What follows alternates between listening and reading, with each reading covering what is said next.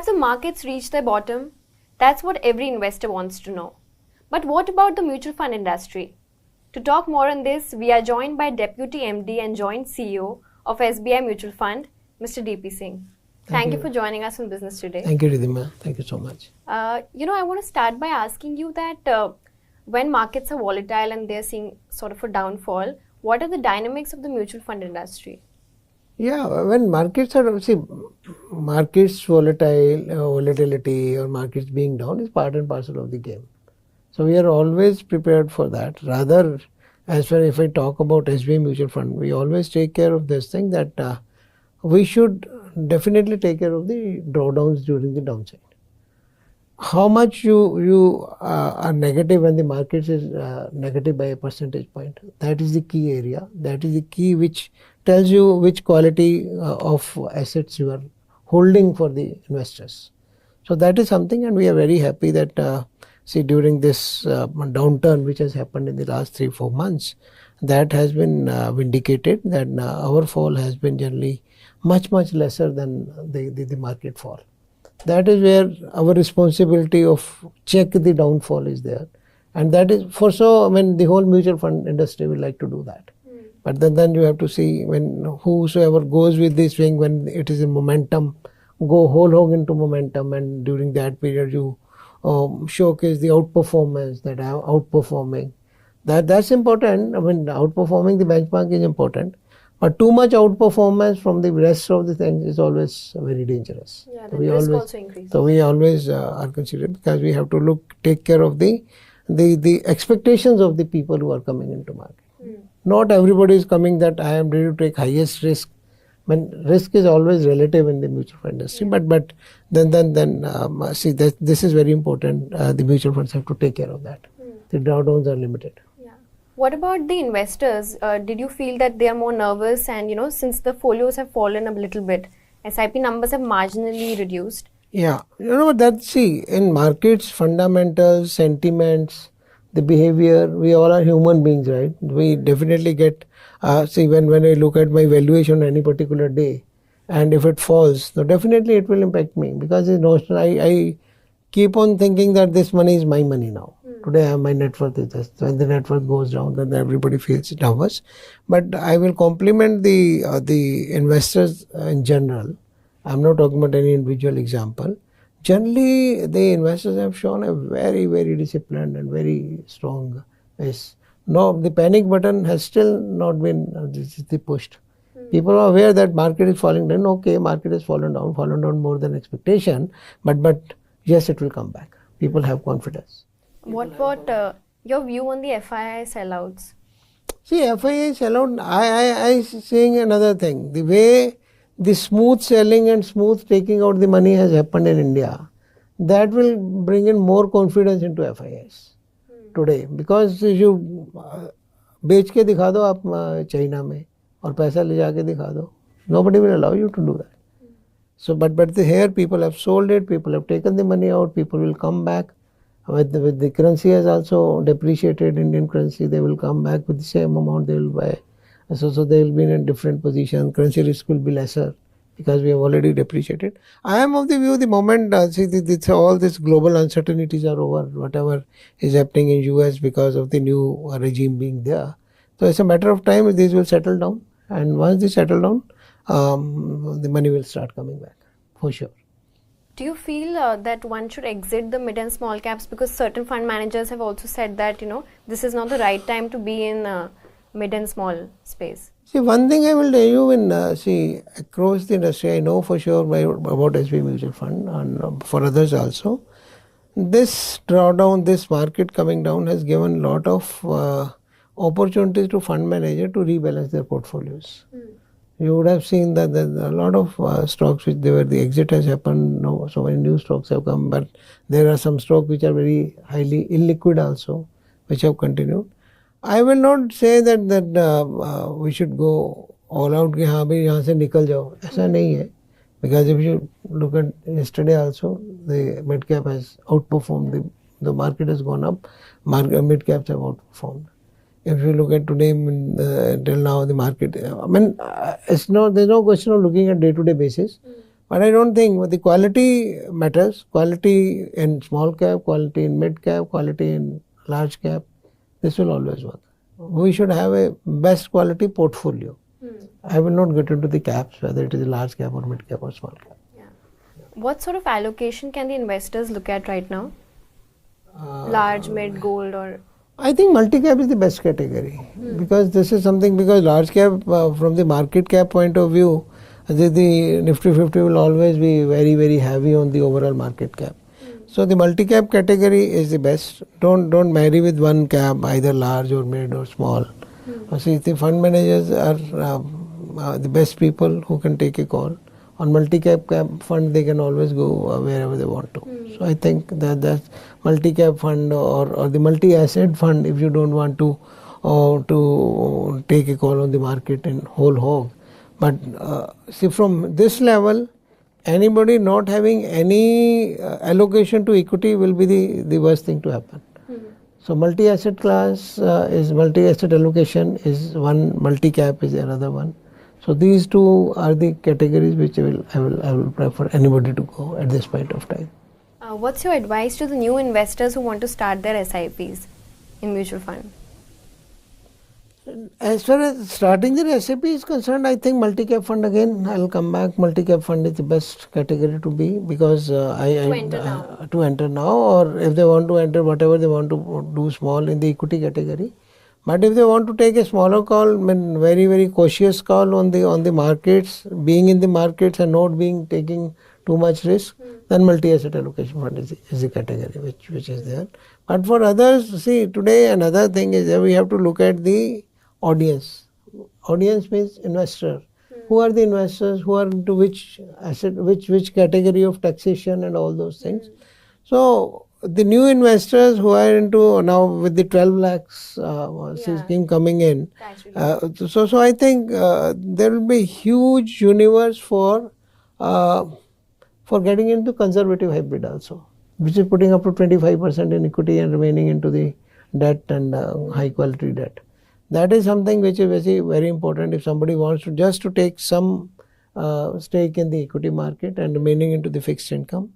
And then why I'm saying the 12 lakh things, because as the things stand today, the taxation on that fund is a marginal taxation, whatever bracket you are in. Right. So there's no, but tomorrow if there's a change and we have something which can put in 10-15% in arbitrage also, then it will become very, very tax efficient, and that will be one of the best category to be in. Okay. So when you talk about other funds, like how are the fund managers tweaking their portfolios to ensure that there's minimal damage to their portfolios, because not every fund would be performing well at this point of time?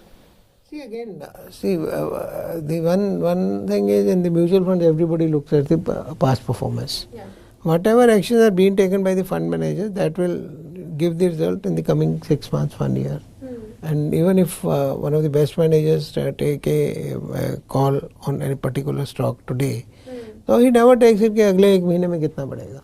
So he takes how it is going to be performing in 1 year, 3 year, 5 year period, and see the moment they pick up, it takes time. There's always a lag. So but fund managers, I'll tell you, they as a fraternity have done a great job. When they have created wealth over the period of time, they are taking call, and the kind of hard work which we see, that's why we believe. Okay, seeing is believing, and we see that what is happening, and the kind of analysis they do, the kind of management interaction which they do with the promoters and so on and so forth, and the kind of follow-up meetings which happen.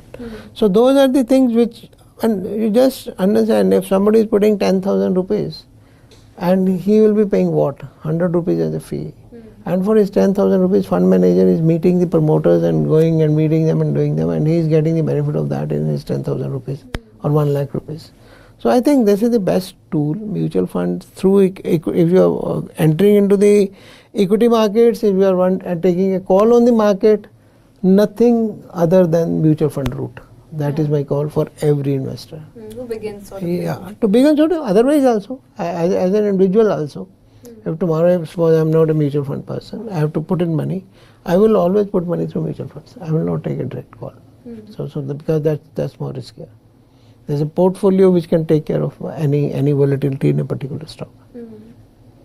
So with the new SIF category being launched, are there any plans that, SBI will also launch some funds in the Definitely. same? I think most of the, see, we being the leader in the industry, we cannot even think of that we will do it or will not do it. We have to do it. Okay, we have to be part of the each and every action, each and every initiative which comes. So which funds can we expect? No, we'll start with the hybrid for sure, but then we'll go for the aggressive and others. Because see, it's a learning curve. When we'll also see how it really shapes up. What is the demand? Because today we can only go by our gut feeling because there's no data. It's not that, and PMS data is also, if you're saying that some people will come out, that's not a meaningful data. We have to create market for this. So the creation of market, there's some studies which we are doing. There are some scientific tools which we are using to see that how it will happen. But we'll come up with the particular fund at a right time. But after educating the investors, that's what we are going to do. Because why a hybrid? Any rationale which you would like? Hybrid because we were this only that there are so many other things which can done long short. There are other category. I mean, it has to be attractive. But the a conservative aggressive approach as it goes with our fund house. When the aggression also we are conservative. In the aggression also we want to do it in a responsible manner because we always feel. See, we get a responsibility, SBI's name. A lot of people come with this feeling that no, at least your trust है, इसमें होगा, safety होगा. So then we cannot ignore that. So then we have to live with the expectation of the people, right? If they are putting it as a safe होगा और हम over aggressive हो जाए, so that's not something which is then our expectations are not aligning. We always want to align with the expectations, and wherever we'll go aggressive, we'll make a lot of noise. Yes, we are going to be aggressive. It's going to be very high risk. Please come if you are having that appetite. Because communication which had happened with individuals, it trims down. And when it reaches the 10%, we have seen in our training programs, in our so many things, when it reaches the 10%, it gets diluted. We don't want to do that. We want to that even if it is dilution, then you have to factor that in our day-to-day philosophy. So coming on to so income tax on mutual funds have been increasing over the years. So do you feel it has hurt the industry in some way, and is the industry on the whole sort of trying to lobby against it? I think there are two parts when we talk of the tax on the mutual funds per se. Then it has to be broken into 2-3 parts. See, it's on equities, on the hybrids, and on the fixed income. As far as equities is concerned, yes, it has moved from 10 to 12.5% in the recent part, but I don't think that's a major this thing. The only problem has been that it has been done with the retrospective effect. So that is bygone. I don't want to crib about that. That has been accepted, and that's. I think 12.5%. That's not a major differential as far as equity, because in equity markets people don't come for when tax come hai to aa jao. Because for 10% also they are taking risk, 12.5% they will be taking risk, and if it goes up little, even then they will be taking risk. But I think this is the ideal situation today. It should remain like this for at least for a certainty for 3 to 5 years. There should not be any change in this. But at the same time, there is another asset, other category for FIIs. Generally, there is no income tax anywhere. We are charging that. If that can be reviewed, I think that will bring in a lot of money, and that can give a boost to the market also. Now coming to the hybrid, 2 years with 35% and 12.5%, I think it's not I think it actually discourages people coming for less than 1 year. Because if they are coming and they are taking the taxation also, taxation are the directional thing to tell people that you have to be there at least for this year, this much. So that may not have been the intent when they made the taxation changes, but that is how it works. So that's also fine. But the pain is in the fixed income side. The fixed income side, the marginal tax is something which is hurting a lot. Because today there is a scenario then because of the credit growth in banking, banks are also giving very high rate of interest. So with the same kind of interest treatment, the fixed income market will never grow. But this cycle of giving higher rate of interest is temporary in nature, and this will come down. It cannot be more than the policy rate, which is equivalent to repo rate or something, generally for 1 year to 1 to 3 years. So, but today banks are giving almost 100 basis point more than that, and the fixed deposit. This is one side of the pain, and the second side of the pain is the taxation. If somebody buys a debenture from the market and sells in the market, then he is paying the capital gain at 12.5%. But if the same bond is being purchased through mutual fund route, which mutual funds will do lot of research on those papers, research on the management, which will give very safe kind of relatively safe kind of returns to the investor, their investor has to pay a marginal tax, which is definitely something which needs to be reviewed. That's extremely important. What's an ideal portfolio? Like, what do the investors want? Active, passives? See again, it depends upon the character of the investor. Character in the sense what is his risk appetite, so on and so forth. And second, whether the person who is putting money for himself, for his organization, or in the fiduciary capacity. So there are different kind of investors in the market. As far as the bucket of putting money in the fiduciary capacity for someone like Provident Fund or so, because Provident Fund managers who are there, they are investing on the behalf of the members. And what is their risk appetite they have to see. There generally they come to passive mostly, and this is as per the guidelines also, the finance ministry guidelines for provident funds, etc., where they are allowed to put in 15% into equities, but out of that 10% has to come into ETFs. So that is a forced investment to the passive fund. And if you look at today's overall passive market portfolio in the country, more than 60% will be that category, which is coming. Then there are other people who are very cost conscious and don't want to take a call on any fund manager's bias, etc. And within passive funds also, one are the mainline funds like Nifty 50 ETF or BSE Sensex ETF. Then there are a plethora of the banking and PGU ETF. Then the smart beta ETFs. So there, the appetite as of now is very limited, but likely to grow going forward. Generally, people look at the passive story, looking at the overall number in the market, and looking at see how it has grown in US. Because US is a totally different domain, because there the tax treatment of ETS is totally different. These are tax free, so people will put money because there is no tax, right? So they will try to put in the market. They forego 1 or 2% alpha if at all it happens, which is not there in any case. But it suits them to put money in ETFs. There is no such taxation law in India. I think the passives will grow, but passives will not grow massively. The alpha will be generated still by the active funds. And active, of course, depending upon the level of the market, about the sentiments in the market, actives will always outgrow the passive funds.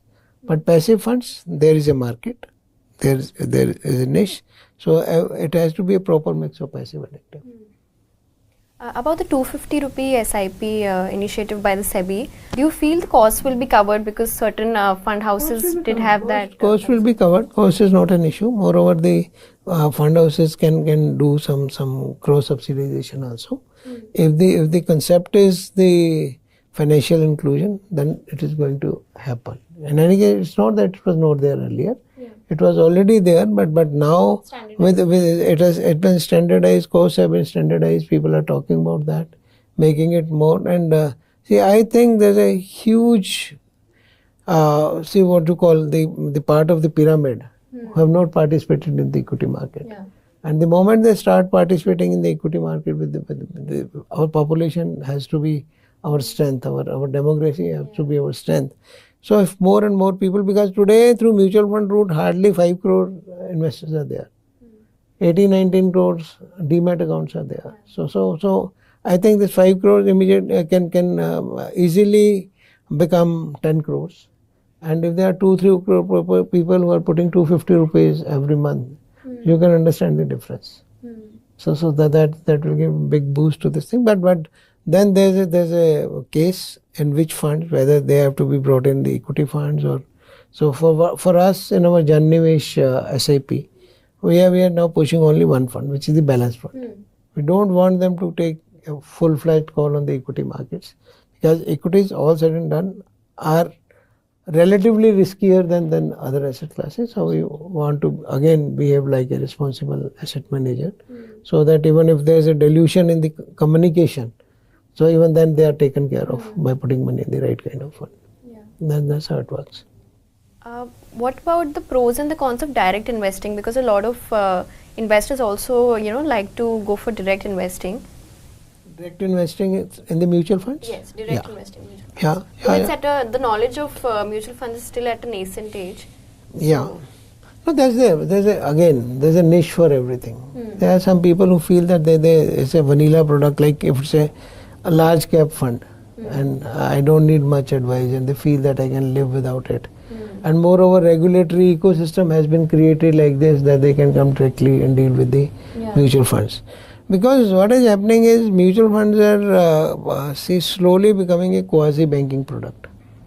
Except for writing a check, everything is there. Liquidity is there. You can have. Because as an individual, if I have to put in, I would like to put in everything in one fund. For the simple reason, diversification is already there. There are various. Generally, if you ask any expert, they will say, no, you should not put all the eggs in one basket. But all the eggs are not in one basket. Because even in an equity fund, we are having 40, 50, 60 stocks. Okay, there are so many eggs there. Then not only that, you have to have within the fund house, if I have to some temporary money to park in, I will definitely park in arbitrage fund or some low duration funds, depending on this thing. I want some money for the shorter period. I would like to put in multi-asset allocation fund for 1 to 2 years. Long term, I'll go for the multi-cap fund.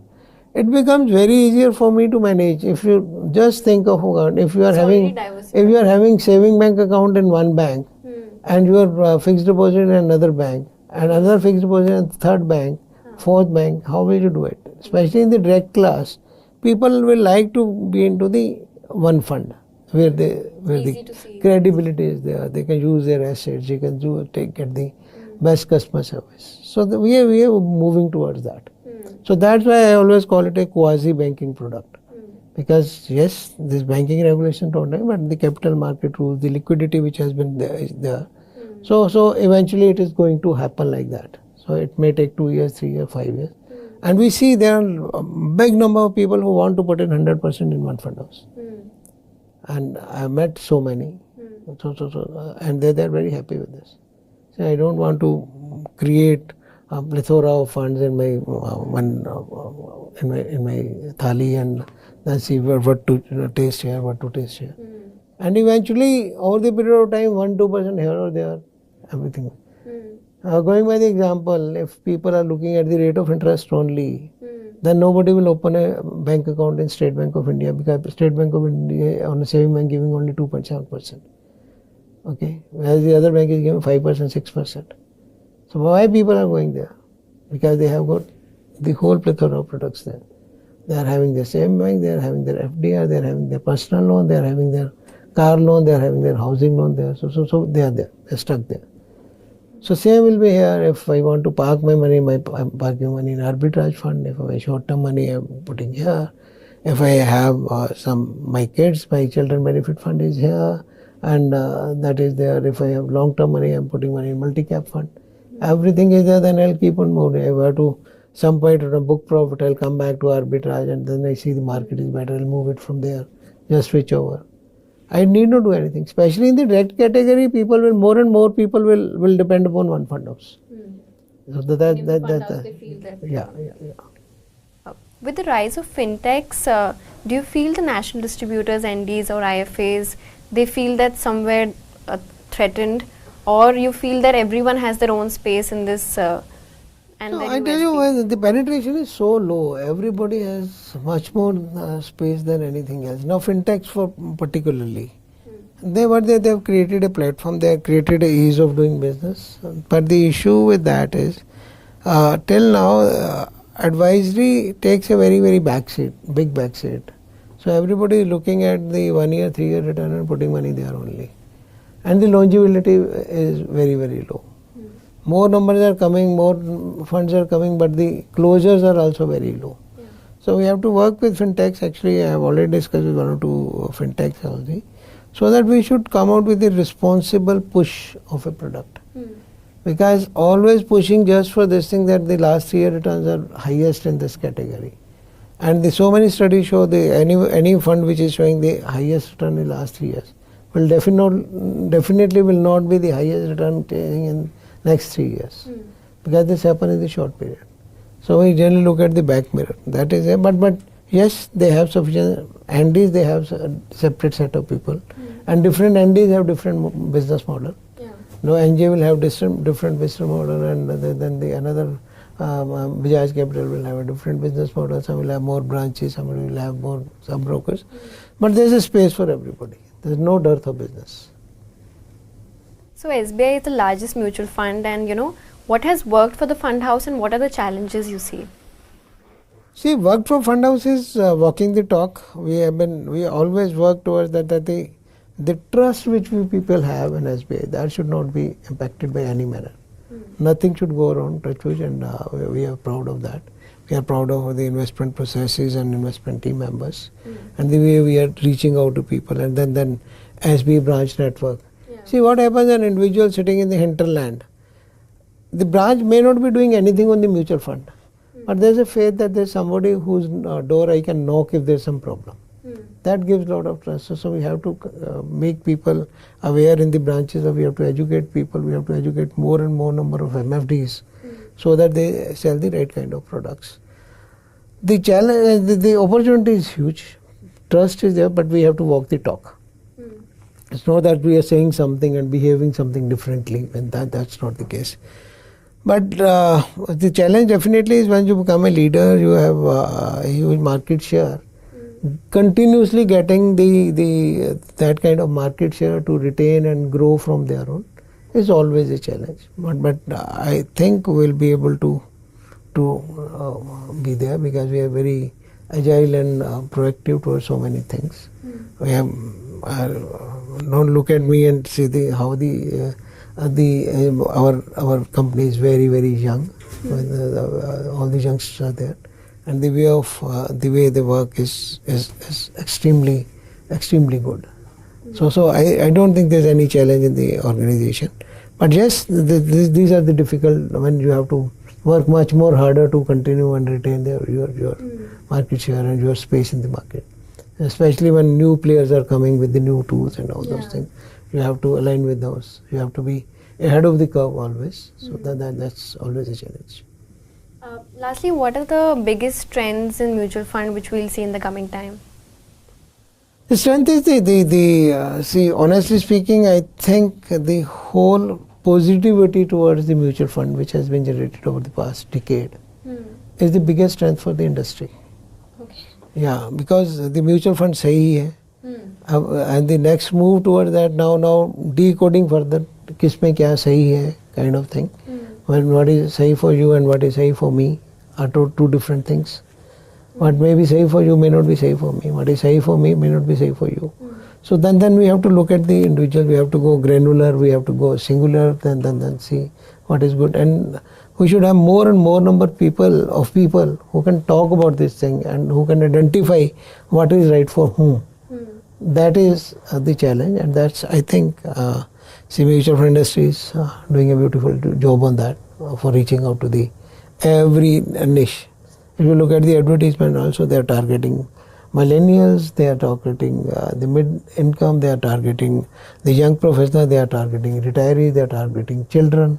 So for everything they have been able to do, there is a product for everybody.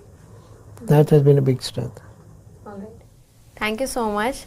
I'm sure our viewers must have learned a lot from this interview. I don't know. I mean, it's not learning or something, but always pleasure talking to people like you who are reaching out to more and more number of investors. It's the process of reaching out to more number of people. Yeah, we are always very, very, very happy to take it to the masses. Thank you So so that's much. what. Thank you so much. Thank you. Thank you.